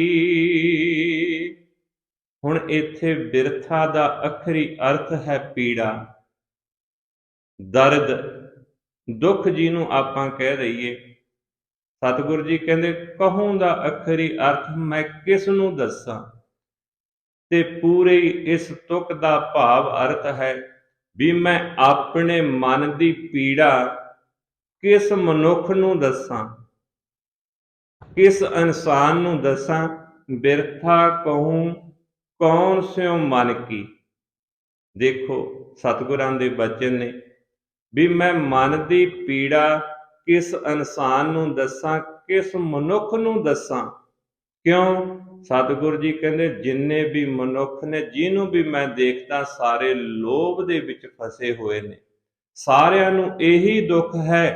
ਕਹਿੰਦੇ ਮੈਂ ਦੁੱਖ ਫਿਰ ਕਿਸ ਨੂੰ ਸੁਣਾਵਾਂ। ਹੁਣ ਬਿਰਥਾ ਦਾ ਅਰਥ ਕਈ ਵਾਰ ਇੱਥੇ ਪੀੜਾ ਆਇਆ ਹੈ। ਸੁਖਮਨੀ ਸਾਹਿਬ ਦੇ ਵਿੱਚ ਆਪਾਂ ਪੜ੍ਹਦੇ ਹਾਂ, ਮਾਨੁਖ ਕੀ ਟੇਕ ਬਿਰਥੀ ਸਭ ਜਾਨ। ਉੱਥੇ ਬੇਅਰਥ ਆਇਆ ਹੈ ਇਸ ਬਿਰਥਾ ਦਾ ਅਰਥ। ਕਿਉਂ? ਅਲੱਗ-ਅਲੱਗ ਤਰੀਕਿਆਂ ਦੇ ਨਾਲ ਗੁਰਬਾਣੀ ਦੇ ਵਿੱਚ ਅਰਥ ਆਉਂਦੇ ਨੇ ਇੱਕ ਸ਼ਬਦ ਦੇ। ਇੱਥੇ ਜੋ ਸਤਿਗੁਰਾਂ ਨੇ ਵਰਤਿਆ ਹੈ ਇਹਦਾ ਅਰਥ ਹੈ ਪੀੜਾ, ਦੁੱਖ। ਸਤਿਗੁਰੂ ਜੀ ਕਹਿੰਦੇ ਮੈਂ ਆਪਣੇ ਮਨ ਦੀ ਪੀੜਾ ਕਿਸ ਮਨੁੱਖ ਨੂੰ ਦੱਸਾਂ। ਅੱਗੇ ਫਿਰ ਸਤਿਗੁਰੂ ਜੀ ਰਹਾਉ ਦੀ ਤੁਕ ਦੇ ਵਿੱਚ ਸਮਝਾਉਂਦੇ ਨੇ, ਕਿਉਂ? ਜਿੰਨੇ ਵੀ ਸ਼ਬਦ ਨੇ ਸਤਿਗੁਰਾਂ ਦੇ, ਪਹਿਲੀ ਤੁਕ ਹੀ ਰਹਾਉ ਦੀ ਹੈ। ਸ਼ਬਦ ਦਾ ਤੱਤ ਹੈ, ਜੋ ਭਾਵ ਹੈ, ਪਹਿਲੀ ਤੁਕ ਦੇ ਅੰਦਰ ਹੈ। ਲੋਭ ਗਰਸਿਓ ਦਸ ਹੂੰ ਦਿਸ ਧਾਵਤ। ਕਹਿੰਦੇ ਮਨੁੱਖ ਜਿੰਨੇ ਵੀ ਮੈਂ ਦੇਖਦਾ ਉਹ ਸਾਰੇ ਹੀ ਲੋਭ ਦੇ ਵਿੱਚ ਫਸੇ ਹੋਏ ਨੇ। ਲੋਭ ਗਰਸਿਓ ਦਸ ਹੂੰ ਦਿਸ ਧਾਵਤ। ਕਹਿੰਦੇ ਉਹ ਲੋਭ ਦੇ ਵਿੱਚ ਫਸੇ ਹੋਏ 10 ਦਿਸ਼ਾਵਾਂ ਵੱਲ ਭੱਜੇ ਫਿਰਦੇ ਨੇ, ਦੌੜੇ ਫਿਰਦੇ ਨੇ। 10 ਹੂੰ ਦਿਸ ਧਾਵਤ। ਆਸ ਲਾਗਿਓ ਧਨ ਕੀ। ਕਿਉਂ? ਹਰੇਕ ਮਨੁੱਖ ਜਿਹਨੂੰ ਵੀ ਮੈਂ ਦੇਖਦਾ ਕਹਿੰਦੇ ਧਨ ਦੀ ਤਮਾ ਦੇ ਵਿੱਚ, ਤ੍ਰਿਸ਼ਨਾ ਦੇ ਵਿੱਚ ਦਸੀ ਪਾਸੀ ਦੌੜਿਆ ਫਿਰਦਾ ਹੈ। ਆਪਣੇ ਮਨ ਦੀ ਜਿਹੜੀ ਪੀੜਾ ਹੈ, ਮੈਂ ਕਿਸ ਇਨਸਾਨ ਨੂੰ ਦੱਸਾਂ, ਕਿਸ ਮਨੁੱਖ ਨੂੰ ਦੱਸਣਾ। ਸਾਰੇ ਹੀ ਲੋਭ ਦੇ ਵਿੱਚ ਫਸੇ ਹੋਏ, ਧਨ ਇਕੱਠਾ ਕਰਨ ਦੀ ਤ੍ਰਿਸ਼ਨਾ ਸਾਰਿਆਂ ਨੂੰ ਲੱਗੀ ਹੋਈ ਹੈ, ਸਾਰੇ ਹੀ ਦਸੀ ਪਾਸੀ ਦੌੜੇ ਫਿਰਦੇ ਨੇ। ਦੇਖੋ ਪਹਿਲੀ ਤੁਕ ਦਾ ਅਰਥ ਸਤਿਗੁਰਾਂ ਨੇ ਜੋ ਸਾਨੂੰ ਸਮਝਾਇਆ, ਕਿਉਂ ਇਸ ਦੇ ਵਿੱਚ ਜੋ ਵੀ ਉਦਾਹਰਨਾਂ ਸਤਿਗੁਰਾਂ ਨੇ ਦਿੱਤੀਆਂ ਨੇ ਉਹ ਲੋਭ ਦੇ ਪ੍ਰਤੀ ਹੀ ਦਿੱਤੀਆਂ ਨੇ। ਕਿਉਂ ਅਗਲੀ ਤੁਕ ਆਪਾਂ ਨੇ ਪੜ੍ਹੀ ਸੀ, ਦੁਆਰ ਹੈ ਦੁਆਰ ਸੁਆਨ ਜਿਉ। ਸੁਆਨ ਦਾ ਅਖਰੀ ਅਰਥ ਹੈ ਕੁੱਤਾ। ਕੁੱਤਾ ਵੀ ਲਾਲਚ ਕਰਤੇ ਦਰ ਦਰ ਤੇ ਤੁਰਿਆ ਫਿਰਦਾ। ਦੁਆਰ ਹੈ ਦੁਆਰ ਸੁਆਨ ਜਿਉ ਡੋਲਤ, ਨਹਿ ਸੁਧ ਰਾਮ ਭਜਨ ਕੀ। ਕਹਿੰਦੇ ਉਹਨੂੰ ਪਰਮਾਤਮਾ ਦੇ ਨਾਮ ਜਪਣ ਦੀ ਸੋਝੀ ਨਹੀਂ ਹੈ, ਸਮਾਂ ਨਹੀਂ ਹੈ ਉਹਦੇ ਕੋਲੇ। ਉਹ ਕੁੱਤੇ ਦੀ ਤਰ੍ਹਾਂ ਇਨਸਾਨ ਧਨ ਇਕੱਠਾ ਕਰਨ ਵਾਸਤੇ ਦੁਆਰੇ ਦੁਆਰੇ ਭਾਵ ਦਰ ਦਰ ਤੇ ਤੁਰਿਆ ਫਿਰਦਾ। ਹੁਣ ਇੱਥੇ ਸ਼ਬਦ ਜੋ ਮੈਂ ਕਹਿਣ ਤੋਂ ਭਾਵ ਵੀ ਪੂਰੇ ਸ਼ਬਦ ਦੇ ਵਿੱਚ ਸਤਿਗੁਰਾਂ ਨੇ ਲੋਭ ਦੀ ਗੱਲ ਕੀਤੀ ਹੈ। ਲੋਭ ਹੈ ਕੀ ਹੈ? ਸਭ ਤੋਂ ਪਹਿਲਾਂ ਸਤਿਗੁਰ ਜੀ ਬਚਨ ਕਰਦੇ ਨੇ ਵੀ ਲੋਭ ਕਹਿੰਦੇ ਕਿਸ ਨੂੰ ਨੇ। ਹੁਣ ਇਹ ਸਾਡਾ ਜਿਹੜਾ ਸਰੀਰ ਹੈ ਇਹ ਪੰਜ ਤੱਤਾਂ ਦਾ ਬਣਿਆ ਹੋਇਆ। ਗੁਰੂ ਤੇਗ ਬਹਾਦਰ ਪਾਤਸ਼ਾਹ ਦਾ ਸ਼ਬਦ ਹੈ, ਸ਼ਲੋਕ ਹੈ, ਜਿਹੜੇ ਆਪਾਂ ਭੋਗ ਦੇ ਸ਼ਲੋਕ ਪੜ੍ਹਦੇ ਹਾਂ। ਪੰਜ ਤਤ ਕੋ ਤਨ ਰਚਿਓ, ਜਾਨਹੁ ਚਤੁਰ ਸੁਜਾਨ, ਯਹ ਤੇ ਉਪਜਿਓ ਨਾਨਕਾ, ਲੀਨ ਤਾਹੇ ਮਹਿਮਾਨ। ਕਹਿੰਦੇ ਇਹ ਪੰਜ ਤੱਤਾਂ ਦਾ ਸਰੀਰ ਸਾਡਾ ਬਣਿਆ ਹੋਇਆ। ਕਹਿੰਦੇ ਜਦੋਂ ਇਹ ਖਤਮ ਹੁੰਦਾ, ਸਵਾਸ ਇਹਦੇ ਪੂਰੇ ਹੋ ਜਾਂਦੇ ਨੇ, ਕਹਿੰਦੇ ਇਹ ਸਰੀਰ ਹੈ ਜਿਹੜਾ ਫਿਰ ਉਹ ਤੱਤਾਂ ਦੇ ਵਿੱਚ ਸਮਾ ਜਾਂਦਾ ਹੈ। ਪਾਂਚ ਤਤ ਕੋ ਤਨ ਰਚਿਓ, ਜਾਨਹੁ ਚਤੁਰ ਸੁਜਾਨ, ਯਹ ਤੇ ਉਪਜਿਓ ਨਾਨਕਾ, ਲੀਨ ਤਾਹੇ ਮਹਿਮਾਨ। ਕਬੀਰ ਸਾਹਿਬ ਜੀ ਦੀ ਇੱਕ ਤੁਕ ਹੈ, ਜੇ ਇਸ ਪੰਜਾਂ ਤੱਤਾਂ ਨੂੰ ਕਹਿੰਦੇ ਯਾਦ ਰੱਖਣਾ ਹੋਵੇ, ਕਬੀਰ ਸਾਹਿਬ ਫਰਮਾਨ ਕਰਦੇ ਨੇ, ਅਪ ਤੇਜ ਬਾਏ ਪ੍ਰਥਮੀ ਆਕਾਸ਼ਾ। ਜਿਹੜੇ ਪੰਜ ਤੱਤ ਨੇ, ਕਿਉਂ ਇਹ ਵਿਸ਼ਾ ਅੱਜ ਲੋਭ ਦਾ ਹੈ ਸਤਿਗੁਰਾਂ ਦਾ, ਵੀ ਲੋਭ ਹੈ ਕੀ ਚੀਜ਼ ਹੈ, ਲੋਭ ਕਿਸ ਨੂੰ ਕਹਿੰਦੇ ਨੇ। ਕਿਉਂ ਇਹ ਪੰਜ ਤੱਤਾਂ ਦਾ ਸਾਡਾ ਸਰੀਰ ਬਣਿਆ ਹੋਇਆ। ਪੰਜ ਹੀ ਇਹਨਾਂ ਤੱਤਾਂ ਦੇ ਗੁਣ ਨੇ, ਪਰ ਜੇ ਗੁਣਾਂ ਨੂੰ ਗ੍ਰਹਿਣ ਕਰਨ ਵਾਲਾ ਕੋਈ ਨਾ ਹੋਵੇ, ਇਹ ਉੱਥੇ ਹੀ ਰਹਿ ਜਾਣਗੇ। ਪੰਜ ਤੱਤ, ਪੰਜ ਤੱਤਾਂ ਦੇ ਗੁਣ ਨੇ, ਤੇ ਪੰਜ ਤੱਤਾਂ ਨੂੰ ਗ੍ਰਹਿਣ ਕਰਨ ਵਾਸਤੇ ਮਨੁੱਖ ਨੂੰ ਪੰਜ ਗਿਆਨ ਇੰਦਰੀ ਦਿੱਤੇ ਨੇ। ਪਰ ਜੇ ਇਹ ਤੱਤ, ਇਹ ਗੁਣ ਨੇ ਜਿਹੜੇ, ਸਤਿਗੁਰੂ ਜੀ ਕਹਿੰਦੇ ਸੰਜਮ ਤੋਂ ਬਾਹਰ ਚਲੇ ਜਾਣ, ਵਿਸ ਬਣ ਜਾਣ, ਜ਼ਹਿਰ ਬਣ ਜਾਣ, ਫਿਰ ਇਹ ਵਿਕਾਰ ਬਣ ਜਾਂਦੇ ਨੇ। ਉਹ ਨੇ ਕਾਮ, ਕ੍ਰੋਧ, ਲੋਭ, ਮੋਹ, ਹੰਕਾਰ, ਫਿਰ ਵਿਕਾਰ ਦਾ ਰੂਪ ਧਾਰਨ ਕਰ ਜਾਂਦੇ ਨੇ। ਜੇ ਕਾਮ ਵੀ, ਲੋਭ ਵੀ, ਹੰਕਾਰ ਵੀ, ਕ੍ਰੋਧ ਵੀ ਕਹਿੰਦੇ ਸੰਜਮ ਦੇ ਵਿੱਚ ਰਹਿਣ, ਕਹਿੰਦੇ ਫਿਰ ਇਹ ਆਪਣਾ ਕੰਮ ਕਰਦੇ ਨੇ। ਬੰਦੇ ਨੂੰ ਕ੍ਰੋਧ ਹੋਵੇ, ਸੰਜਮ ਦੇ ਵਿੱਚ ਰਹੇ, ਯੁੱਧ ਲੜ ਸਕਦਾ। ਕਾਮ ਹੈ ਪਰ ਸੰਜਮ ਦੇ ਵਿੱਚ ਰਹੇ, ਜੀਵਨ ਜੀ ਸਕਦਾ ਹੈ। ਜਦੋਂ ਪੰਜਾਂ ਤੋਂ ਇਹ ਸੰਜਮ ਤੋਂ ਬਾਹਰ ਹੋ ਜਾਂਦੇ ਨੇ, ਸੰਜਮ ਇਹਨਾਂ ਦਾ ਟੁੱਟ ਜਾਂਦਾ, ਫਿਰ ਇਹ ਵਿਕਾਰਾਂ ਦਾ ਰੂਪ ਧਾਰਨ ਕਰ ਜਾਂਦੇ ਨੇ। ਫਿਰ ਇਹਨਾਂ ਨੂੰ ਪਤਾ ਨਹੀਂ ਲੱਗਦਾ ਸੰਸਾਰ ਦੇ ਵਿੱਚ ਕੀ ਅਸੀਂ ਕਰਨਾ, ਕੀ ਨਹੀਂ ਕਰਨਾ। ਉਹ ਪੰਜ ਜਿਹੜੇ ਤੱਤ ਨੇ ਜਿਨ੍ਹਾਂ ਤੋਂ ਇਹ ਸਰੀਰ ਬਣਿਆ ਹੋਇਆ ਹੈ। ਪਹਿਲਾ ਹੈ ਅਪ, ਜਿਹਨੂੰ ਆਪਾਂ ਕਹਿੰਦੇ ਆ ਪਾਣੀ, ਇਸ ਸਰੀਰ ਦੇ ਵਿੱਚ ਪਾਣੀ ਹੈ। ਦੂਸਰਾ ਹੈ ਤੇਜ, ਅਪ ਤੇਜ ਬਾਏ ਪ੍ਰਥਮੀ ਆਕਾਸ਼ਾ। ਪੰਜ ਤੱਤ ਨੇ ਇਹ। ਪਹਿਲਾ ਹੈ ਪਾਣੀ, ਦੂਸਰਾ ਹੈ ਅੱਗ, ਫਿਰ ਹਵਾ, ਫਿਰ ਹੈ ਮਿੱਟੀ, ਉਸ ਤੋਂ ਬਾਅਦ ਹੈ ਆਕਾਸ਼ ਬਾਜੂ ਮੰਡਲ। ਜਦੋਂ ਇਹ ਸਰੀਰ ਖਤਮ ਹੋ ਜਾਂਦੇ ਨੇ, ਸਵਾਸ, ਇਹ ਪੰਜ ਤੱਤ ਨੇ ਜਿਹੜੇ ਆਪੋ ਆਪਣੇ ਤੱਤਾਂ ਦੇ ਵਿੱਚ ਜਾ ਕੇ ਮਿਲ ਜਾਂਦੇ ਨੇ। ਪਾਣੀ ਪਾਣੀ ਦੇ ਵਿੱਚ, ਮਿੱਟੀ ਮਿੱਟੀ ਦੇ ਵਿੱਚ, ਹਵਾ ਹਵਾ ਦੇ ਵਿੱਚ ਜਾ ਕੇ ਮਿਲ ਜਾਂਦੀ। ਫਿਰ ਇਹ ਪੰਜ ਤੱਤਾਂ ਦੇ ਗੁਣ ਨੇ। ਪਾਣੀ ਦਾ ਗੁਣ ਹੈ ਰਸ, ਪਾਣੀ ਦਾ ਜਿਹੜਾ ਗੁਣ ਹੈ ਰਸ ਹੈ। ਰਸ ਦਾ ਜਿਹੜਾ ਗਿਆਨ ਇੰਦਰਾ ਹੈ ਸਾਡੇ ਕੋਲੇ ਇਨਸਾਨ ਨੂੰ ਦਿੱਤਾ, ਉਹ ਹੈ ਰਸਨਾ, ਜਿਹਨੂੰ ਆਪਾਂ ਜੀਭ ਕਹਿੰਦੇ ਆ। ਕੋਈ ਵੀ ਆਪਾਂ ਜੀਭ ਤੇ ਉੱਤੇ ਵਸਤੂ ਨੂੰ ਧਰੀਏ, ਉਹ ਸਵਾਦ ਦੱਸਦੀ ਹੈ ਵੀ ਇਹ ਨਮਕੀਨ ਹੈ ਜਾਂ ਮਿੱਠਾ ਹੈ।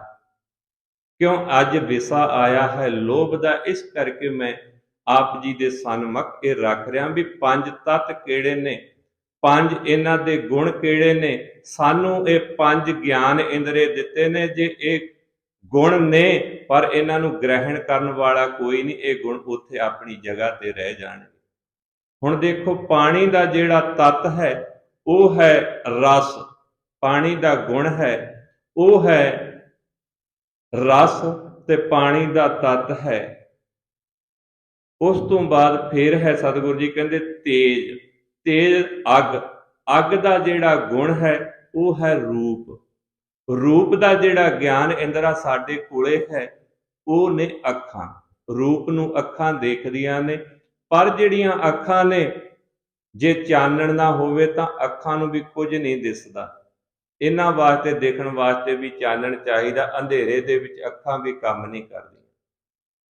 ਹੁਣ ਦੇਖੋ, ਅੱਗ ਦਾ ਰੂਪ, ਅੱਗ ਦਾ ਜਿਹੜਾ ਗੁਣ ਹੈ ਉਹ ਰੂਪ ਹੈ, ਸਾਡੇ ਕੋਲੇ ਇਹਦਾ ਗਿਆਨ ਇੰਦਰਾ ਨੇ ਅੱਖਾਂ। ਉਸ ਤੋਂ ਬਾਅਦ ਹਵਾ, ਹਵਾ ਦਾ ਜਿਹੜਾ ਗੁਣ ਹੈ ਉਹ ਹੈ ਸਪਰਸ਼ਤਾ, ਤੇ ਸਪਰਸ਼ਤਾ ਦਾ ਸਾਡੇ ਕੋਲੇ ਗਿਆਨ ਇੰਦਰਾ ਹੈ, ਸਾਡੀ ਸਕਿਨ ਹੈ, ਸਾਡੀ ਚਮੜੀ ਹੈ, ਜਿਹਨੂੰ ਆਪਾਂ ਤੁਚਾ ਕਹਿ ਦਿੰਦੇ ਆ, ਇਹ ਹੈ ਗਿਆਨ ਇੰਦਰਾ। ਕਿਉਂ? ਹਵਾ ਚੱਲਦੀ ਹੈ, ਸਾਡੇ ਸਰੀਰ ਨੂੰ ਸਪਰਸ਼ ਕਰਦੀ ਹੈ, ਸਾਨੂੰ ਪਤਾ ਲੱਗ ਜਾਂਦਾ। ਉਸ ਤੋਂ ਬਾਅਦ ਹੈ ਪ੍ਰਿਥਵੀ, ਜਿਹਨੂੰ ਮਿੱਟੀ ਕਹਿੰਦੇ ਨੇ, ਉਹਦਾ ਜਿਹੜਾ ਗੁਣ ਹੈ ਉਹ ਹੈ ਗੰਧ, ਤੇ ਗੰਧ ਨੂੰ ਸਾਡੇ ਕੋਲੇ ਜਿਹੜਾ ਗਿਆਨ ਇੰਦਰਾ ਹੈ ਉਹ ਹੈ ਨੱਕ। ਨੱਕ ਦੇ ਵਿੱਚੋਂ ਸਾਡੀ ਜੋ ਵੀ ਸਮੈਲ ਆਉਂਦੀ ਹੈ, ਖੁਸ਼ਬੂ ਆਉਂਦੀ ਹੈ, ਨੱਕ ਉਸ ਚੀਜ਼ ਨੂੰ ਪਰਖਦਾ ਹੈ, ਦੇਖਦਾ ਹੈ। ਉਸ ਤੋਂ ਬਾਅਦ ਸਤਿਗੁਰੂ ਜੀ ਕਹਿੰਦੇ ਆਕਾਸ਼ ਦਾ ਜਿਹੜਾ ਗੁਣ ਹੈ ਉਹ ਹੈ ਸ਼ਬਦ।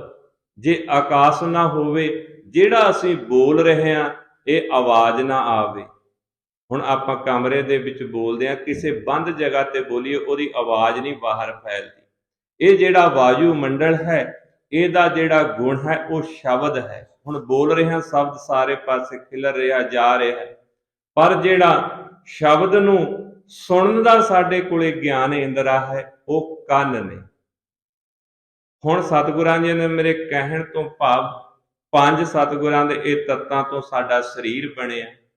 ਪੰਜ ਜਿਹੜੇ ਤੱਤ ਨੇ ਉਹਨਾਂ ਦੇ ਗੁਣ ਨੇ, ਰਸ ਹੈ, ਰੂਪ ਹੈ, ਸਪਰਸ਼ ਹੈ, ਗੰਧ ਹੈ, ਸ਼ਬਦ ਹੈ। ਪਰ ਇਹਨਾਂ ਗੁਣਾਂ ਨੂੰ ਗ੍ਰਹਿਣ ਕਰਨ ਵਾਸਤੇ ਸਾਨੂੰ ਪੰਜ ਗਿਆਨ ਇੰਦਰੇ ਦਿੱਤੇ ਨੇ। ਉਹ ਗਿਆਨ ਇੰਦਰੇ ਨੇ ਸਾਡੀ ਜੀਭ ਹੈ, ਸਾਡੀਆਂ ਅੱਖਾਂ ਨੇ, ਚਮੜੀ ਹੈ, ਨੱਕ ਹੈ, ਕੰਨ ਹੈ। ਪਰ ਸਤਿਗੁਰੂ ਜੀ ਕਹਿੰਦੇ ਇਹ ਤੇਰੇ ਗਿਆਨ ਇੰਦਰੇ ਦਿੱਤੇ ਨੇ, ਪਰ ਜਿਹੜੇ ਗੁਣ ਨੇ ਸਤਿਗੁਰੂ ਜੀ ਕਹਿੰਦੇ ਜੇ ਇਹਨਾਂ ਨੂੰ ਤੂੰ ਵਿਸ਼ ਦੇ ਵਿੱਚ ਲੈ ਗਿਆ, ਆਪਣੇ ਸੰਜਮ ਤੋਂ ਇਹਨਾਂ ਨੂੰ ਤੋੜ ਦਿੱਤਾ, ਫਿਰ ਉਹ ਵਿਕਾਰ ਦਾ ਰੂਪ ਧਾਰਨ ਕਰ ਜਾਂਦੇ ਨੇ। ਉਹ ਵਿਕਾਰ ਵੀ ਪੰਜ ਨੇ, ਕਾਮ, ਕ੍ਰੋਧ, ਲੋਭ, ਮੋਹ, ਹੰਕਾਰ। ਉਹ ਫਿਰ ਪੰਜ ਵਿਕਾਰ ਨੇ ਜਿਹੜੇ ਮਨੁੱਖ ਨੂੰ ਤੰਗ ਕਰਦੇ ਨੇ, ਪਰਮਾਤਮਾ ਵੱਲ ਜਾਣ ਨਹੀਂ ਦਿੰਦੇ। ਗੁਰੂ ਤੇਗ ਬਹਾਦਰ ਸੱਚੇ ਪਾਤਸ਼ਾਹ ਜੀ ਨੇ ਅੱਜ ਪਹਿਲੇ ਹੀ ਤੁਕ ਦੇ ਵਿੱਚ ਜੋ ਸਮਝਾਇਆ ਹੈ ਵੀ ਮੈਂ ਆਪਣੇ ਮਨ ਦੀ ਪੀੜਾ, ਆਪਣੇ ਮਨ ਦਾ ਦੁੱਖ ਕਿਸ ਨੂੰ ਦੱਸਾਂ। ਜਿਸ ਵੀ ਇਨਸਾਨ, ਜਿਸ ਵੀ ਜੀਵ, ਜਿਸ ਵੀ ਮਨੁੱਖ ਨੂੰ ਮੈਂ ਦੇਖਦਾ ਉਹ ਧਨ ਇਕੱਠਾ ਕਰਨ ਦੀ ਖਾਤਰ ਦਸਾਂ ਦਿਸ਼ਾਵਾਂ ਵੱਲ ਦੌੜਦਾ ਫਿਰਦਾ ਹੈ। ਇਸ ਕਰਕੇ ਸਤਿਗੁਰੂ ਜੀ ਬਚਨ ਕਰਦੇ ਨੇ, ਬਿਰਥਾ ਕਹੂੰ ਕੌਣ ਸਿਓ ਮਨ ਕੀ, ਲੋਭ ਗਰਸਿਓ ਦਸ ਹੁਣ ਦਿਸ ਧਾਵਤ, ਆਸ ਲਾਗਿਓ ਧਨ ਕੀ। ਕਹਿੰਦੇ ਧਨ ਦੀ ਆਸਾ ਕਰਕੇ ਦਸਾਂ ਪਾਸੇ ਦੌੜਦਾ ਫਿਰਦਾ। ਹੁਣ ਦਸਾਂ ਦਿਸ਼ਾਵਾਂ ਕਿਹੜੀਆਂ ਨੇ? ਉੱਤਰ, ਦੱਖਣ, ਪੂਰਬ, ਪੱਛਮ ਨੇ ਆਪਾਂ ਜ਼ਿਆਦਾ ਯਾਦ ਰੱਖਦੇ ਹਾਂ, ਪਰ ਇਹਨਾਂ ਦੀਆਂ ਵੀ ਦੋ ਦੋ ਦਿਸ਼ਾਵਾਂ ਨੇ, ਉੱਤਰ ਦੱਖਣ ਬਣ ਜਾਂਦੀ ਹੈ, ਉਹ ਇਕੱਠੀਆਂ ਕਰਦੀ। ਇਸ ਤਰ੍ਹਾਂ ਕਰਕੇ 10 ਦਿਸ਼ਾਵਾਂ ਬਣ ਜਾਂਦੀਆਂ ਨੇ, ਬੰਦਾ ਦਸੇ ਪਾਸੇ ਦੌੜਦਾ। ਗੁਰਬਾਣੀ ਦੇ ਅੰਦਰ ਅਨੇਕਾਂ ਉਦਾਹਰਨਾਂ ਨੇ ਸਤਿਗੁਰਾਂ ਦੀਆਂ। ਇਹ ਜੋ ਲੋਭ, ਸਤਿਗੁਰਾਂ ਨੇ ਬਹੁਤ ਜਗ੍ਹਾ ਇਹਦੀਆਂ ਉਦਾਹਰਨਾਂ ਦਿੱਤੀਆਂ ਨੇ। ਹੁਣ ਸਤਿਗੁਰਾਂ ਦਾ ਇੱਕ ਬਚਨ ਹੈ ਗੁਰੂ ਤੇਗ ਬਹਾਦਰ ਸੱਚੇ ਪਾਤਸ਼ਾਹ ਜੀ ਦਾ, ਮੈਂ ਦੋ ਸ਼ਬਦ, ਕਿਉਂ ਅਨੇਕਾਂ ਸ਼ਬਦ ਨੇ, ਗੁਰੂ ਤੇਗ ਬਹਾਦਰ ਪਾਤਸ਼ਾਹ ਜੀ ਨੇ ਇੱਕ ਸ਼ਲੋਕ ਰਚਿਆ ਸਹਿਸਕ੍ਰਿਤੀ ਦੇ ਵਿੱਚ, ਕਾਮ ਕੀ ਹੈ, ਪਾਪ ਕੀ ਹੈ, ਲੋਭ ਕੀ ਹੈ, ਹੰਕਾਰ ਕੀ ਹੈ। ਪਰ ਇੱਕ ਸਤਿਗੁਰਾਂ ਦਾ ਸਹਿਸਕ੍ਰਿਤੀ ਦੇ ਵਿੱਚ ਆਪਾਂ ਸ਼ਬਦ ਪੜ੍ਹਦੇ ਹਾਂ, ਹੇ ਲੋਭਾ ਲੰਪਟ ਸੰਗ ਸਿਰ ਮੌਰਾ, ਅਨਕ ਲਹਿਰੀ ਕਲੋਲ ਤੇ। ਇਹ ਸਹਿਸਕ੍ਰਿਤੀ ਦਾ ਸਤਿਗੁਰਾਂ ਦਾ ਸ਼ਬਦ ਹੈ, ਸ਼ਲੋਕ ਹੈ, ਜਿਸ ਦੇ ਵਿੱਚ ਸਤਿਗੁਰ ਜੀ ਕਹਿੰਦੇ ਵੀ ਲੋਭ ਕਿਹੋ ਜੀ ਚੀਜ਼ ਹੈ, ਜਿਹੜੇ ਸਿਰਮੌਰ ਬੰਦੇ ਨੇ, ਜਿਹੜੇ ਮੁਖੀ ਬੰਦੇ ਨੇ, ਉਹਨਾਂ ਨੂੰ ਵੀ ਠੱਗ ਲੈਂਦਾ। ਗੁਰੂ ਅਰਜਨ ਦੇਵ ਪਾਤਸ਼ਾਹ ਜੀ ਫਰਮਾਨ ਕਰਦੇ ਨੇ, ਹੇ ਲੋਭਾ ਲੰਪਟ ਸੰਗ, ਹੇ ਲੋਭੀ ਮਨੁੱਖ, ਹੇ ਲੋਭੀ ਬੰਦੇ, ਜਿਹੜੇ ਵੀ ਤੇਰੇ ਸਿਰਮੌਰ, ਜਿਹੜੇ ਕਹਿੰਦੇ ਕਹਾਉਂਦੇ ਬੰਦੇ ਨੇ, ਕਹਿੰਦੇ ਜਦੋਂ ਤੇਰੀ ਸੰਗਤ ਕਰਦੇ ਨੇ, ਸੰਗ ਸਿਰਮੌਰ ਹੈ, ਜਦੋਂ ਤੇਰਾ ਸੰਗ ਕਰਦੇ ਨੇ, ਲੋਭ ਦਾ ਸੰਗ ਕਰਦੇ ਨੇ, ਸੰਗਤ ਕਰਦੇ ਨੇ, ਸਿਰਮੌਰਾ ਦਾ ਅਰਥ ਹੈ ਜਿਹੜੇ ਮੁਖੀ ਬੰਦੇ ਨੇ। ਅਨਕ ਲਹਿਰੀ ਕਲੋਲ ਤੇ, ਕਹਿੰਦੇ ਉਹ ਤੇਰੀਆਂ ਅਨੇਕਾਂ ਤਰ੍ਹਾਂ ਦੀਆਂ ਲਹਿਰਾਂ ਨੇ ਲੋਭ ਦੀਆਂ, ਕਹਿੰਦੇ ਉਹ ਵੀ ਤੇਰੀਆਂ ਲਹਿਰਾਂ ਦੇ ਵਿੱਚ ਫਸ ਜਾਂਦੇ ਨੇ, ਜਿਹੜੇ ਕਹਿੰਦੇ ਕਹਾਉਂਦੇ ਮੁਖੀ ਬੰਦੇ ਨੇ। ਫਿਰ ਉਹ ਕੀ ਕਰਦੇ ਨੇ, ਅਗਲੀ ਤੁਕ ਦੇ ਵਿੱਚ ਸਤਿਗੁਰੂ ਜੀ ਸਮਝਾਉਂਦੇ ਨੇ, ਕਿਉਂ ਆਪਾਂ ਗੁਰੂ ਤੇਗ ਬਹਾਦਰ ਪਾਤਸ਼ਾਹ ਜੀ ਦੀ ਪਹਿਲੀ ਤੁਕ ਦੇ ਅਰਥ ਕਰ ਰਹੇ ਹਾਂ, ਉਹ ਗੁਰਬਾਣੀ ਦੇ ਵਿੱਚ ਪ੍ਰਮਾਣ ਕੀ ਨੇ, ਗੁਰਬਾਣੀ ਦੇ ਵਿੱਚ ਲੋਭ ਨੂੰ ਕੀ ਕਿਹਾ, ਕਿਸ ਤਰ੍ਹਾਂ ਮਨੁੱਖ ਨੂੰ ਦੱਸਦਾ ਲੋਭ, ਜਿਹੜਾ ਲੋਭ ਦੀ ਸੰਗਤ ਕਰਦਾ। ਕਿਉਂ ਸਤਿਗੁਰੂ ਜੀ ਕਹਿੰਦੇ ਪਹਿਲਾਂ ਸਿਰਮੌਰ ਬੰਦਾ, ਜਿਹੜਾ ਮੁਖੀ ਬੰਦਾ, ਜਿਹੜਾ ਆਗੂ ਬੰਦਾ, ਜਦੋਂ ਉਹ ਲੋਭ ਦੀ ਸੰਗਤ ਕਰਨ ਲੱਗ ਜਾਂਦਾ ਹੈ, ਲੋਭ ਦੀਆਂ ਲਹਿਰਾਂ ਹੀ ਇੰਨੇ ਪ੍ਰਕਾਰ ਦੀਆਂ ਨੇ, ਕਹਿੰਦੇ ਉਹਨਾਂ ਲਹਿਰਾਂ ਦੇ ਵਿੱਚ ਉਹ ਬੰਦਾ ਕਲੋਲ ਕਰਨ ਲੱਗ ਜਾਂਦਾ। ਕਿਉਂ, ਨਾ ਤਾਂ ਉਹਨੂੰ ਆਪਣੇ ਮਾਂ-ਬਾਪ ਦੀ, ਨਾ ਉਹਨੂੰ ਸਮਾਜ ਦੀ, ਨਾ ਉਹਨੂੰ ਭਾਈਚਾਰੇ ਦੀ, ਨਾ ਆਪਣੇ ਕਿਸੇ ਇਸ਼ਟ ਗੁਰੂ ਦੀ, ਕਹਿੰਦੇ ਕੋਈ ਲੱਜਿਆ ਨਹੀਂ ਰਹਿੰਦੀ, ਉਹਨੂੰ ਕਿਸੇ ਚੀਜ਼ ਦੀ ਕੋਈ ਸ਼ਰਮ ਨਹੀਂ ਰਹਿੰਦੀ। ਕੀ ਮੈਂ ਖਾਣਾ ਹੈ, ਕੀ ਮੈਂ ਪਹਿਨਣਾ ਹੈ, ਕੀ ਮੈਂ ਬੋਲਣਾ, ਸਤਿਗੁਰੂ ਗੁਰੂ ਅਰਜਨ ਦੇਵ ਪਾਤਸ਼ਾਹ ਜੀ ਕਹਿੰਦੇ ਉਹਨੂੰ ਕੋਈ ਨਹੀਂ। ਕਿਉਂ, ਸਮਾਜ ਦੇ ਵਿੱਚ ਰਹਿ ਕੇ ਉਹ ਆਪਣੀ ਮਰਜ਼ੀ ਕਰਦਾ ਹੈ। ਜਿਹੜਾ ਬੰਦਾ ਲੋਭ ਦੇ ਵਿੱਚ ਹੁੰਦਾ, ਜਿਹੜਾ ਲੋਭ ਦੀ ਸੰਗਤ ਦੇ ਵਿੱਚ ਪੈ ਜਾਂਦਾ। ਫਿਰ ਕਹਿੰਦੇ ਨੇ, ਧਾਵੰਤ ਜੀਆਂ ਬਹੁ ਪ੍ਰਕਾਰਿ, ਅਨਕ ਭਾਂਤ ਬਹੁ ਡੋਲਤੇ। ਸਤਿਗੁਰੂ ਜੀ ਕਹਿੰਦੇ ਲੋਭ ਦੇ ਵਿੱਚ ਫਸੇ ਹੋਏ ਬੰਦੇ, ਧਾਵੰਤ ਜੀਆਂ, ਉਹ ਜੀਵ ਬਹੁ ਪ੍ਰਕਾਰ, ਕਈ ਤਰੀਕਿਆਂ ਦੇ ਨਾਲ ਕਹਿੰਦੇ ਡੋਲਦੇ ਨੇ। ਹੁਣ ਕਈ ਤਰੀਕੇ ਨੇ ਲੋਭ ਦੇ, ਮੈਂ ਕਿਹਾ ਵੀ ਲੋਭ ਦੇ ਵਿੱਚ ਬੰਦਾ ਭਾਈ ਦਾ ਕਤਲ ਕਰ ਦਿੰਦਾ, ਕਿਉਂ ਲਾਲਚ ਬਹੁਤ ਵੱਡੀ ਚੀਜ਼ ਹੈ, ਲੋਭ ਦਾ ਅਰਥ ਲਾਲਚ ਹੈ। ਭਾਈ ਦਾ ਕਤਲ ਕਰ ਦਿੰਦਾ ਪੈਸੇ ਦੇ ਪਿੱਛੇ। ਗੁਰੂ ਅਰਜਨ ਦੇਵ ਪਾਤਸ਼ਾਹ ਜੀ ਕਹਿੰਦੇ ਧਾਵੰਤ ਜੀਆਂ ਬਹੁ ਪ੍ਰਕਾਰ, ਕਹਿੰਦੇ ਉਹ ਜੀਵ ਜਿਹੜੇ ਲੋਭ ਦੀ ਸੰਗਤ ਕਰਦੇ ਨੇ, ਕਈ ਤਰੀਕਿਆਂ ਦੇ ਨਾਲ ਡੋਲਦੇ ਨੇ। ਅਨਕ ਭਾਂਤ ਬਹੁ ਡੋਲਤੇ, ਵੀ ਅਨੇਕਾਂ ਤਰੀਕਿਆਂ ਦੇ ਨਾਲ ਉਹ ਡੋਲਦੇ ਫਿਰਦੇ ਨੇ। ਫਿਰ ਅੱਗੇ ਸਤਿਗੁਰੂ ਜੀ ਸਮਝਾਉਂਦੇ ਨੇ, ਨੱਚ ਮਿੱਤਰਿੰਗ, ਨੱਚ ਇਸ਼ਟਿੰਗ, ਨੱਚ ਬਾਧਵ, ਨੱਚ ਮਾਤ ਪਿਤਾ, ਨੱਚ ਲੱਜਿਆ। ਸਤਿਗੁਰੂ ਜੀ ਕਹਿੰਦੇ ਦੇਖੋ ਵੀ ਨਾ ਤਾਂ ਨੱਚ ਦਾ ਅਰਥ ਹੈ, ਨਾ ਉਹਨੂੰ ਆਪਣੇ ਮਿੱਤਰ ਦੀ ਪਰਵਾਹ ਹੈ, ਨੱਚ ਮਿੱਤਰ, ਨੱਚ ਇਸ਼ਟਿੰਗ, ਨਾ ਤਾਂ ਉਹਨੂੰ ਆਪਣੇ ਗੁਰੂ ਪੀਰ ਦੀ ਕੋਈ ਪਰਵਾਹ ਹੈ, ਨੱਚ ਬਾਧਵ, ਨਾ ਉਹਨੂੰ ਕੋਈ ਆਪਣੇ ਰਿਸ਼ਤੇਦਾਰਾਂ ਦੀ ਚਿੰਤਾ ਹੈ, ਨੱਚ ਮਾਤ ਪਿਤਾ ਤਵ ਲੱਜਿਆ, ਨਾ ਹੀ ਉਹਨੂੰ ਆਪਣੇ ਮਾਤਾ ਪਿਤਾ ਦੀ ਕੋਈ ਸ਼ਰਮ ਹੈ। ਕਹਿੰਦੇ ਉਹ ਆਪਣੀ ਮਰਜ਼ੀ ਕਰਦਾ। ਦੇਖੋ ਸਤਿਗੁਰੂ ਜੀ ਸਮਝਾਉਂਦੇ ਨੇ, ਕਹਿੰਦੇ ਉਹ ਆਪਣੀ ਮਰਜ਼ੀ ਦੇ ਨਾਲ ਕੰਮ ਕਰਦਾ, ਜਿਹੜਾ ਬੰਦਾ ਲੋਭ ਦੇ ਵੱਸ ਦੇ ਵਿੱਚ ਪੈ ਜਾਂਦਾ। ਇਹ ਸ਼ਬਦ ਹੈ ਸਹਿਸਕ੍ਰਿਤੀ ਦਾ ਸਤਿਗੁਰਾਂ ਦਾ, ਨੱਚ ਮਿੱਤਰਿੰਗ, ਨੱਚ ਇਸ਼ਟਿੰਗ, ਨੱਚ ਮਾਧਵ, ਨੱਚ ਮਾਤ ਪਿਤਾ ਤਵ ਲੱਜਿਆ। ਉਹਨੂੰ ਕਿਸੇ ਦੀ ਕੋਈ ਪਰਵਾਹ ਨਹੀਂ ਰਹਿੰਦੀ, ਉਹ ਆਪਣੀ ਮਰਜ਼ੀ ਕਰਦਾ। ਫਿਰ ਅਗਲੀ ਤੁਕ ਦੇ ਵਿੱਚ ਫਰਮਾਨ ਕਰਦੇ ਨੇ, ਅਕਰਨਿ ਕਰੋਧ ਅਖਾਦ ਖਵਾਦਿੰ, ਕਹਿੰਦੇ ਨਾ ਤਾਂ ਉਹਨੂੰ ਕਿਸੇ ਚੀਜ਼ ਦਾ ਪਤਾ ਹੈ ਵੀ ਮੈਂ ਕੀ ਖਾਣਾ, ਲੋਭ ਦੇ ਵਿੱਚ ਫਸਿਆ ਹੋਇਆ।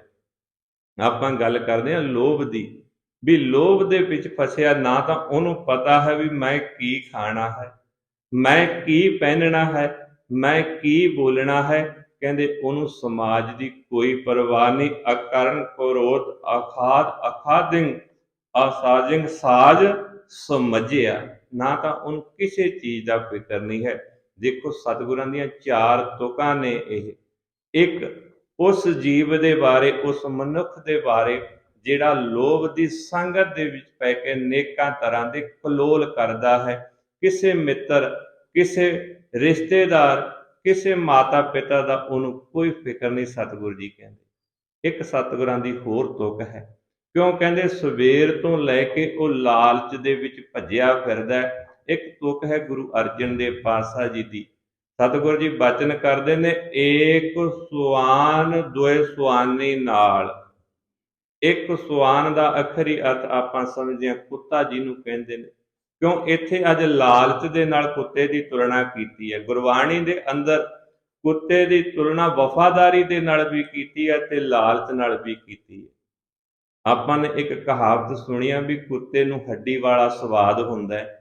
ਕਹਿੰਦੇ ਕੁੱਤਾ ਕਿੱਥੇ ਜਾਂਦਾ, ਜਿੱਥੇ ਮਰੇ ਹੋਏ ਪਸ਼ੂਆਂ ਦਾ ਚਮੜਾ ਲਾਇਆ ਜਾਂਦਾ, ਉੱਥੇ ਪਸ਼ੂਆਂ ਦੇ ਪਿੰਜਰ ਰਹਿ ਜਾਂਦੇ ਨੇ, ਹੱਡੀਆਂ ਰਹਿ ਜਾਂਦੀਆਂ। ਹੁਣ ਕੁੱਤਾ ਕੀ ਕਰਦਾ, ਹੱਡੀ ਚੁੱਕ ਕੇ ਲੈ ਜਾਂਦਾ ਹੈ। ਕਹਿੰਦੇ ਹੱਡੀ ਨੂੰ ਚੂਸਦਾ ਰਹਿੰਦਾ ਹੈ। ਹੱਡੀ ਦੇ ਵਿੱਚ ਨਾ ਤਾਂ ਖੂਨ ਹੁੰਦਾ, ਨਾ ਚਰਬੀ ਹੁੰਦੀ ਹੈ। ਕਹਿੰਦੇ ਹੱਡੀ ਇੰਨੀ ਤਿੱਖੀ ਹੋ ਜਾਂਦੀ ਹੈ। ਕਹਿੰਦੇ ਕੁੱਤਾ ਜਦੋਂ ਉਹਨੂੰ ਚੂਸਦਾ, ਉਹਦੇ ਜਵਾੜੇ ਛਿੱਲੇ ਜਾਂਦੇ ਨੇ, ਜਵਾੜਿਆਂ ਦੇ ਵਿੱਚੋਂ ਜਿਹੜਾ ਖੂਨ ਨਿਕਲਦਾ ਨਾ, ਉਹੀ ਅੰਦਰ ਚਲਿਆ ਜਾਂਦਾ, ਉਹਦਾ ਸਵਾਦ ਆਉਂਦਾ ਰਹਿੰਦਾ। ਇਸ ਕਰਕੇ ਕਿਸੇ ਸਿਆਣੇ ਪੁਰਸ਼ ਨੇ ਇਹ ਕਹਾਵਤ ਕਹੀ ਆ ਵੀ ਕੁੱਤੇ ਨੂੰ ਹੱਡੀ ਵਾਲਾ ਸਵਾਦ, ਕਿਉਂ ਹੱਡੀ 'ਚ ਨਾ ਖੂਨ ਹੈ ਨਾ ਚਰਬੀ ਹੈ, ਸਿਰਫ ਆਪਣਾ ਹੀ ਖੂਨ ਜਦੋਂ ਹੱਡੀ ਤਿੱਖੀ ਹੋ ਕੇ ਜਵਾੜੇ ਸਿਲਦੀ ਆ, ਉਹੀ ਖੂਨ ਅੰਦਰ ਜਾਂਦਾ, ਉਹੀ ਸਵਾਦ ਹੈ। ਉਹੀ ਸਵਾਦ ਸਤਿਗੁਰੂ ਜੀ ਕਹਿੰਦੇ ਮਨੁੱਖ ਨੂੰ ਹੈ। ਸਵੇਰੇ ਸ਼ੁਰੂ ਹੋ ਜਾਂਦਾ ਹੈ, ਸ਼ਾਮ ਤੱਕ ਬਸ ਲੋਭ ਹੰਕਾਰ ਲਾਲਚ ਦੇ ਵਿੱਚ ਫਸਿਆ ਰਹਿੰਦਾ ਹੈ। ਲੋਭ ਲਾਲਚਾ ਦੇ ਵਿੱਚ ਫਸਿਆ ਰਹਿੰਦਾ। ਸਤਿਗੁਰੂ ਜੀ ਬਚਨ ਕਰਦੇ ਨੇ ਵੀ ਏਕ ਸੁਆਨ ਦੋਏ ਸੁਆਨੀ। ਸੁਆਨ ਦਾ ਅਖਰੀ ਅਰਥ ਲੋਭ ਹੈ ਤੇ ਦੋਏ ਸੁਆਨੀ, ਦੋ ਕੁੱਤੀਆਂ ਨੇ ਨਾਲ, ਜਿਸ ਦਾ ਅਰਥ ਹੈ ਇੱਕ ਤੇ ਆਸਾ ਹੈ, ਇੱਕ ਹੈ ਤ੍ਰਿਸ਼ਨਾ। ਸੁਆਨੀ ਨਾਲ ਭਲ ਕੇ ਭੌਂਕੇ ਸਦਾ ਵਿਆਲ।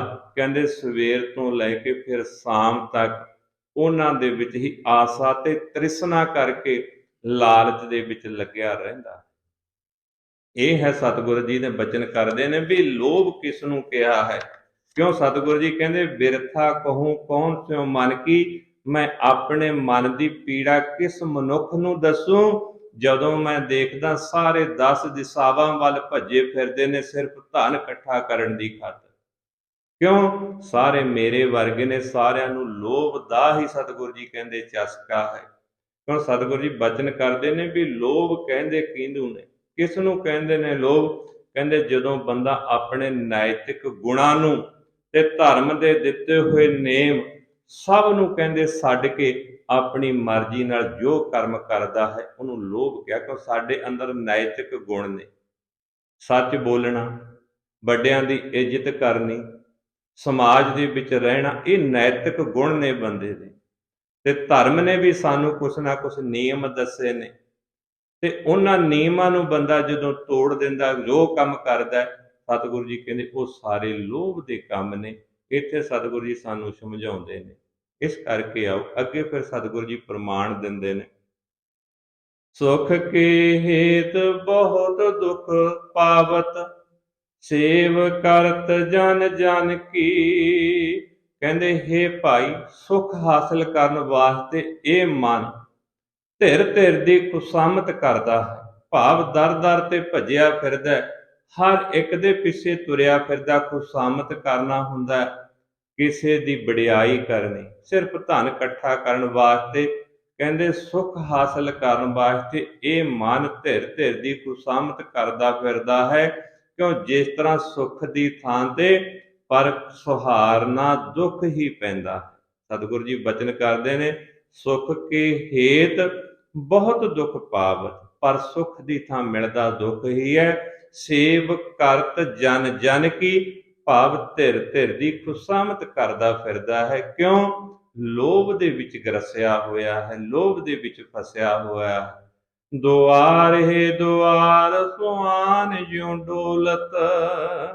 ਕਹਿੰਦੇ ਜਿਸ ਤਰ੍ਹਾਂ ਦਰ ਦਰ ਦੇ ਉੱਪਰ ਸੁਆਨ ਮੈਨੇ ਕੁੱਤਾ ਲਾਲਚੀ, ਦੁਆਰ ਹੈ ਦੁਆਰ, ਕਹਿੰਦੇ ਦਰ ਦਰ ਤੇ ਇੱਕ ਕੁੱਤੇ ਲਾਲਚੀ ਦੀ ਤਰ੍ਹਾਂ ਭਟਕਦਾ ਫਿਰਦਾ ਹੈ ਜਿਉਂ ਡੋਲਤ। ਇਸ ਤਰ੍ਹਾਂ ਮਨੁੱਖ ਜਿਹੜਾ ਲਾਲਚੀ ਮਨੁੱਖ, ਉਦਾਹਰਣ ਕੁੱਤੇ ਦੇ ਨਾਲ ਦਿੱਤੀ ਹੈ। ਜਿਸ ਤਰ੍ਹਾਂ ਕੁੱਤਾ ਦਰ ਦਰ ਤੇ ਭਟਕਦਾ ਫਿਰਦਾ ਟੁੱਕਰ ਦੀ ਖਾਤਰ, ਕਹਿੰਦੇ ਲਾਲਚੀ ਮਨੁੱਖ ਵੀ ਦਰ ਦਰ ਤੇ ਤੁਰਿਆ ਫਿਰਦਾ ਹੈ। ਅੱਗੇ ਫਿਰ ਨਾ ਸੁਧ ਰਾਮ ਭਜਨ ਕੀ, ਕਹਿੰਦੇ ਪਰਮਾਤਮਾ ਦੇ ਨਾਮ ਭਜਨ ਕਰਨ ਦੀ ਕਦੇ ਉਹਨੂੰ ਸੋਝੀ ਨਹੀਂ ਆਉਂਦੀ। ਸਤਿਗੁਰੂ ਜੀ ਕਹਿੰਦੇ ਮਾਨਸ ਜਨਮ ਅਕਾਰਥ ਖੋਵਤ। ਗੁਰੂ ਤੇਗ ਬਹਾਦਰ ਸੱਚੇ ਪਾਤਸ਼ਾਹ ਜੀ ਕਹਿੰਦੇ ਹੇ ਭਾਈ, ਲੋਭ ਵਿੱਚ ਫਸਿਆ ਹੋਇਆ ਇਹ ਜੀਵ ਆਪਣਾ, ਕਹਿੰਦੇ ਜਿਹੜਾ ਮਨੁੱਖਾ ਜਨਮ ਹੈ ਉਹਨੂੰ ਬੇਅਰਥ ਗਵਾ ਲੈਂਦਾ ਹੈ। ਮਾਨਸ ਜਨਮ ਅਕਾਰਥ ਖੋਵਤ, ਲਾਜ ਨਾ ਲੋਕ ਹਸਨ ਕੀ। ਕਿਉਂ? ਇਸ ਦੇ ਲਾਲਚ ਦੇ ਕਾਰਨ ਲੋਕਾਂ ਵੱਲੋਂ, ਕਹਿੰਦੇ ਇਹਨੂੰ ਹਾਸੇ ਮਖੌਲ ਵੀ ਹੁੰਦੇ ਨੇ, ਪਰ ਇਹਨੂੰ ਕਿਸੇ ਦੀ ਕੋਈ ਸ਼ਰਮ ਨਹੀਂ ਰਹਿੰਦੀ। ਲਾਜ ਦਾ ਅਖਰੀ ਅਰਥ ਹੈ ਲੱਜਿਆ, ਆਪਾਂ ਕਹਿੰਦੇ ਨੇ ਇੱਥੇ ਲਾਜ ਨਹੀਂ ਹੈਗੀ, ਕਹਿੰਦੇ ਉਹ ਸ਼ਰਮ ਅਰਥ ਬਣਦਾ ਹੈ। ਸਤਿਗੁਰੂ ਜੀ ਕਹਿੰਦੇ ਲਾਜ ਨਾ ਲੋਕ ਹਸਨ ਕੀ। ਜਦੋਂ ਬੰਦਾ ਲਾਲਚੀ ਹੋ ਜਾਂਦਾ, ਲੋਕ ਉਹਨੂੰ ਦੇਖ ਦੇਖ ਕੇ ਹਾਸੇ ਮਖੌਲ ਕਰਦੇ ਨੇ, ਪਰ ਉਹਨੂੰ ਕਿਸੇ ਦੀ ਕੋਈ ਸ਼ਰਮ ਨਹੀਂ ਰਹਿੰਦੀ। ਉਹ ਆਪਣਾ ਜਿਹੜਾ ਮਨੁੱਖਾ ਜਨਮ ਹੈ ਬੇਅਰਥ ਗਵਾ ਰਿਹਾ ਹੈ। ਸਤਿਗੁਰੂ ਜੀ ਫਰਮਾਨ ਕਰਦੇ ਨੇ ਅੱਗੇ, ਫਿਰ ਸਤਿਗੁਰੂ ਜੀ ਕਹਿੰਦੇ ਨਾਨਕ ਹਰ ਜਸ ਕਿਉਂ ਨਹੀਂ ਗਾਵਤ। ਹੇ ਨਾਨਕ, ਇੱਥੇ ਪਦ ਵਰਤਿਆ ਹੈ ਜੀਵ, ਤੂੰ ਪਰਮਾਤਮਾ ਦੀ ਸਿਫਤ ਸਲਾਹ ਕਿਉਂ ਨਹੀਂ ਕਰਦਾ? ਕਿਉਂ ਤੂੰ ਲੋਭ ਦੇ ਵਿੱਚ, ਕਿਉਂ ਤੂੰ ਲਾਲਚ ਦੇ ਵਿੱਚ ਫਸਿਆ ਹੋਇਆ ਹੈ? ਲਾਲਚ ਦੇ ਵਿੱਚ ਫਸ ਕੇ ਤੂੰ ਉਸ ਪਰਮਾਤਮਾ ਦੀ ਸਿਫਤ ਸਲਾਹ ਕਿਉਂ ਨਹੀਂ ਕਰਦਾ? ਕਿਉਂ? ਸਿਫਤ ਸਲਾਹ ਦੀ ਬਰਕਤ ਨਾਲ ਹੀ ਜਿਹੜੀ ਤੇਰੀ ਇੱਕ ਖੋਟੀ ਮੱਤ ਹੈ, ਜਿਹੜੀ ਸਾਡੀ ਭ੍ਰਿਸ਼ਟ ਬੁੱਧੀ ਹੈ, ਸਤਿਗੁਰੂ ਜੀ ਕਹਿੰਦੇ ਇਹ ਖੋਟੀ ਮੱਤ ਤੇਰੀ ਦੂਰ ਹੋਵੇਗੀ ਜੇ ਤੂੰ ਪਰਮਾਤਮਾ ਦੇ ਗੁਣ ਗਾਵੇਂਗਾ। ਭਾਵ ਤੂੰ ਕਾਮ, ਕ੍ਰੋਧ, ਲੋਭ, ਮੋਹ, ਹੰਕਾਰ, ਲਾਲਚ ਤੋਂ ਫੇਰ ਹੀ ਬਚ ਸਕਦਾ। ਜੇ ਤੂੰ ਗੁਰੂ ਦੇ ਚਰਨਾਂ ਦੇ ਵਿੱਚ ਪੈ ਜਾਏ, ਗੁਰੂ ਦੀ ਸ਼ਰਨ ਦੇ ਵਿੱਚ ਆ ਜਾਵੇ। ਸਤਿਗੁਰੂ ਜੀ ਕਹਿੰਦੇ ਨਾਨਕ ਹਰ ਜਸ ਕਿਉਂ ਨਹੀਂ ਗਾਵਤ, ਕੁਮਤ ਵਿਨਸੈ ਤਨ ਕੀ। ਜਿਹੜੀ ਭੈੜੀ ਮੱਤ ਹੈ ਇਹ ਪ੍ਰਭੂ ਦੇ ਗੁਣ ਗਾਉਣ ਦੇ ਨਾਲ ਹੀ, ਪਰਮਾਤਮਾ ਦੀ ਸਿਫਤ ਸਲਾਹ ਕਰਨ ਦੇ ਨਾਲ ਹੀ ਦੂਰ ਹੋਣੀ ਹੈ। ਇਸ ਕਰਕੇ ਤੂੰ ਗੁਰੂ ਦੀ ਸ਼ਰਨ ਦੇ ਵਿੱਚ ਆ ਕੇ ਉਸ ਪ੍ਰਭੂ ਪਰਮਾਤਮਾ ਦੇ ਗੁਣ ਗਾਇਆ ਕਰ, ਤਾਂ ਤੂੰ ਇਹ ਪੰਜ ਜਿਹੜੇ ਵਿਸ ਨੇ, ਜ਼ਹਿਰ ਨੇ, ਇਹਨਾਂ ਵਿਕਾਰਾਂ ਤੋਂ ਬਚ ਸਕਦਾ ਹੈ। ਇਹ ਅੱਜ ਸਤਿਗੁਰਾਂ ਦਾ ਆਸਾ ਰਾਗ ਦੇ ਵਿੱਚ ਗੁਰੂ ਤੇਗ ਬਹਾਦਰ ਪਾਤਸ਼ਾਹ ਜੀ ਦਾ ਸ਼ਬਦ ਸੀ, ਜਿਸ ਦੀ ਆਪਾਂ ਨੇ ਅੱਜ ਵਿਚਾਰ ਕੀਤੀ ਹੈ। ਇਸ ਸ਼ਬਦ ਦਾ ਮੁੱਖ ਭਾਵ ਹੈ ਵੀ ਲਾਲਚ ਜਿਹੜਾ ਹੈ ਬੰਦੇ ਨੂੰ ਆਪਣੇ